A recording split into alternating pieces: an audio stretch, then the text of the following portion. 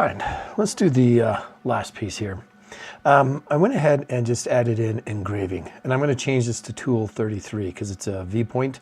And we're going to have, if you will, our text height at 12 millimeters.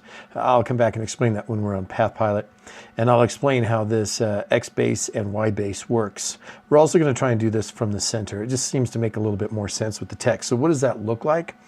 What that looks like is right here, if we've got our 0, 0, I come over, this will be my center point. And if I remember correctly, that was, let's just double check since I don't have that. Oh, I do have it written down. That is my 87 millimeters across. So if I go ahead and put 87 millimeters there, and then my Y base, in terms of going up, I am at 39 millimeters. And so that's my point right there. All right, so we can just go ahead and put that at 39 millimeters up. So we'll go ahead and make those adjustments. We'll put that in and see.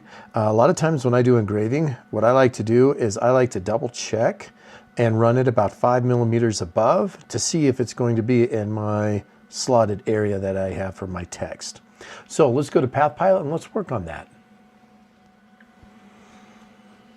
All right, I technically have the file already loaded up, so you can see where we're at right there. So let's just go ahead and in here, we're going to do a conversational edit, and we'll select and we'll edit.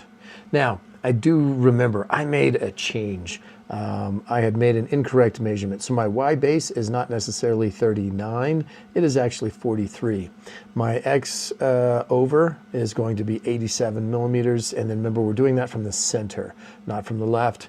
And this is my simple text that I've got up here, and a height of 12 millimeters. So that's the height of the text right there.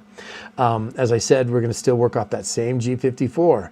Now, the interesting thing is I shut this off over the night, turned it back on, did my G54 check. Everything looks pretty good.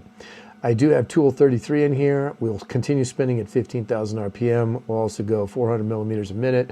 And then because we're just doing the text right in the center, we're just going to have a 15 mil clearance on that. Did go ahead and name that. We can go ahead and click on finish.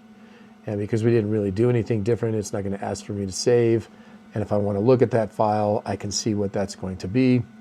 Go ahead and hit close and go back to the main menu, and we are ready to mill this. So let's go ahead, and I've already done a test at, I did it at 5 millimeters above, just because I wanted to make sure that I was in the right area.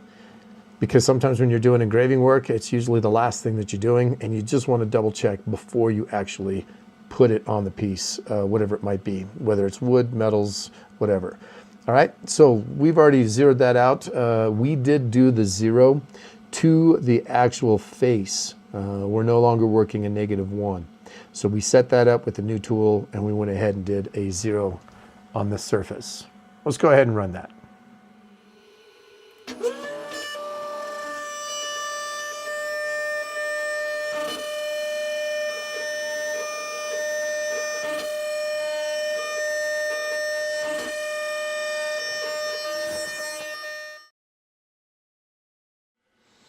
All right, let's go ahead and take a look at this.